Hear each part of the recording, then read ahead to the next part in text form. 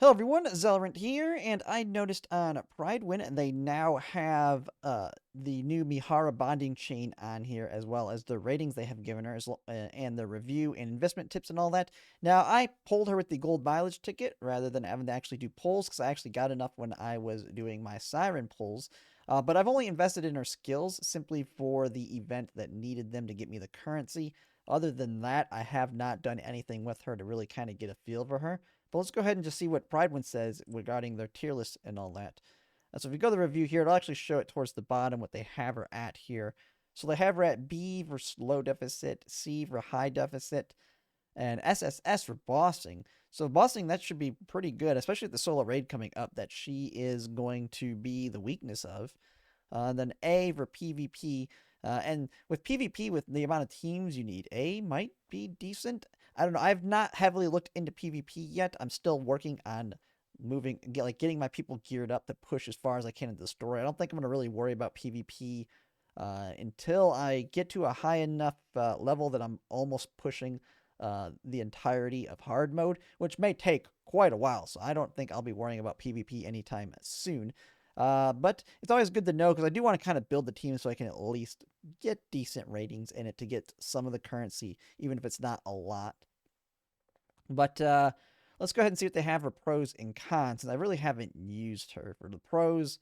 Extremely strong fire DPS for bossing, can match Rappy Red Hood on any boss without core cleanse or other weird gimmicks. Okay, strong use case for non-fire weak raids.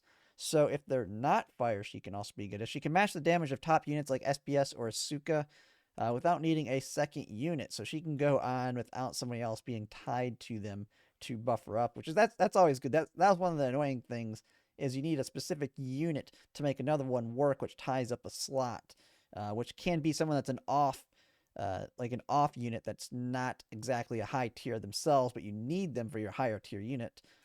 Can be used as an off burst DPS as well. Most of her damage relies on skill damage, which makes her less reliant on core. Her damage can be regarded as more stable. Well, that's good. Her damage can tick off screen, so even if the boss disappears or jumps off screen a lot, gives a good amount of damage. That's actually been an annoying thing I have found in hard mode. There's been some where I was like hard stuck on it and just about to beat it just for the boss to jump away and my team to get killed before I could finish them off and burst. Although those ones I have been able to just keep pushing it until I eventually get it with my team. But something where they're taking damage off screen could have saved me a lot of time on some of those. But I mean, she's low rated on the story, so I don't know how important that's going to be. Her skill damage has a very high multiplier, making it extremely well on literally every buff since she has no innate buffs. Will hit, so there's diminishing returns with Rappy Red Hood and Asuka. Her MLB screen is not safe for work, so make sure your YouTube videos stay monetized. I haven't had any issues with that with my Nikke videos, and I mean, I've straight up put some of them on my thumbnails, but we'll kind of have to see at some point. But I have not had any issues with Nikke at all at this point. Cons. Okay, so let's see. There's probably a lot of cons, seeing how low she is on the story stuff here. No innate attack buffs and no serious AoE capabilities lead to extremely poor performance on campaign. Okay, I mean that's the reason she's banning campaign. She's all single target, where she is severely outshadowed by other fire DPS units. Yeah, that's definitely going to be for sure. Her burst is not weak, but is not much better than not using it. Upgrading her burst only allows her to be used as a main B3 and does not improve her damage. So she's just good off burst, like they said over here. Her burst itself is not very good. But then again, it seems like I always have multiple burst 3, so I don't know how important that is. Unit for fire weak bossing. So she's good for fire weak bossing, but she is countered by some specific fire weak bosses. Indivilla cleanses her dot. Oh, that's not good. That's not, and Gluttony reduces 80% of her dot. Well, he's the new boss in the solo raid. Wait, you will find that. Oh my god. So she's not going to be good in this solo raid? I'll have to kind of look at who the best units are going to be for the solo raid. Is she actually not going to be good at it? I would think they would have the solo raid be specifically tailored to newer units like her, especially if they're fire weak. But we'll kind of have to see. I mean, I don't know. I mean, that could still not be a big enough weakness for her to be bad on it. So we'll have to see. She comparatively gains less damage against a boss with core. Example, shooting range boss has a core which favors every fire DPS except her. And throwing Naga will further increase the gap between her and Rappy, showing that Rappy is stronger. Her PvP strength sounds crazy on paper, but it takes too much to set up, and if she doesn't die, everything goes down quickly. Okay, so she got to keep her alive, and she does good in PvP. I don't know. Like, I have not looked at the strategies at PvP at all at this point, so I have no clue.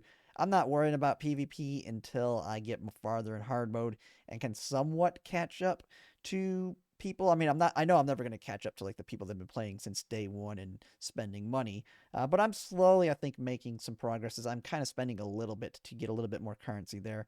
But I'll worry about PvP when I've pushed a little bit farther into hard mode. I'm currently on chapter 30, and on the boss right now. I know I'll be able to beat the boss, but I've been kind of stuck. I just gotta put in the time to beat it.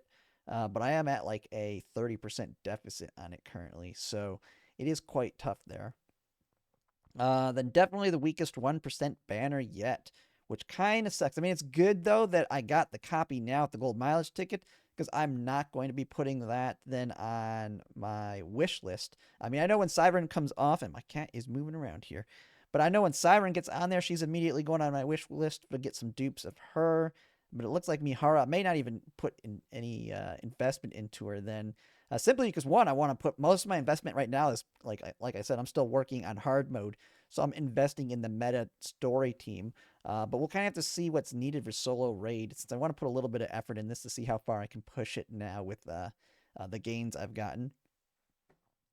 And then your $60 skin may disappoint you with its idle screen. Check it before rolling for it. I've seen there's a lot of people complaining about that because it's just there's two different shots for it, and it's the one that people don't like. So yeah, that's it's kind of sad to see. I mean, they say it's the overspec. I mean, it kind of does make me wonder how they're going to be approaching all the new overspecs, because as we've already seen, kind of spoilers for anyone who hasn't seen the story. You can, I guess, skip past this part, but we had Missless all get their overspecs now, at least in the story. I mean, we don't have them in game, so but in the story they have it.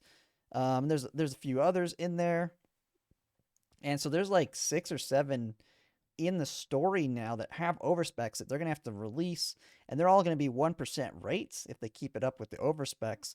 But are they going to be, I mean, are any of them going to be the equivalent to like Rappy Red Hood, or are they just going to be potentially, is that going to be the new normal for our units? Is they're just, once they get their next one, they're a 1% unit, even though they may not be the level of power of a pilgrim. Then again, I mean, they've just released broken units in the past. We'll just kind of have to see on how it works. But it could just be kind of a shadow nerf to the rates in a sense if they're releasing more overspecs over time that get added to the 1% banner. But we'll have to see there. I mean, it's not the end of the world. I mean, they can't all be next stick. We don't want massive power creep every time a new unit comes out. So as long as they're in line to a certain extent, which it looks like she's going to be okay for bossing, it's just specific bosses that she may not be good for. Let's see, investment tips here. I mean, it's kind of the typical stuff here. She wants everything. I mean, if you want to go to meta for her, it's 10 on everything. Okay, looks like she needs the max ammo and all that. I mean, I just need to kind of build her up.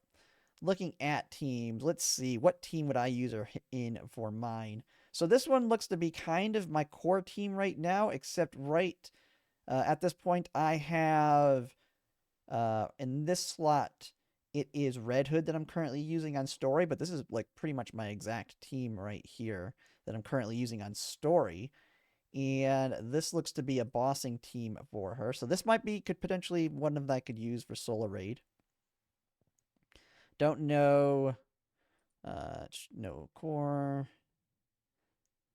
But kind of looking at these other teams, I haven't really invested heavily into any of the other units in the game because I've been just focused on that for story. So lots of different team options here. But I mean, I do like this. I mean, this is basically my team, except I remove Red Hood and put Mihara in there. So I may invest in her a little bit if this is going to be a good team for solo raid. But one of Mihara's best teams for non-core fire. This team has healing, high burst, and continuous single target damage that's admirable against targets without core. Mihara also bursts second, which is her optimal rotation.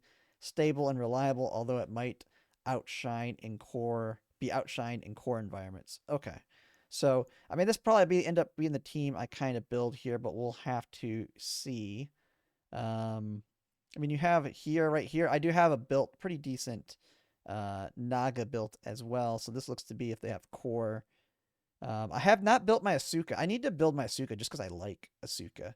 I built the Asuka Willy, but I need to build this one just because she's a great unit overall. I mean, I like the character overall, even if she's not the best in everything.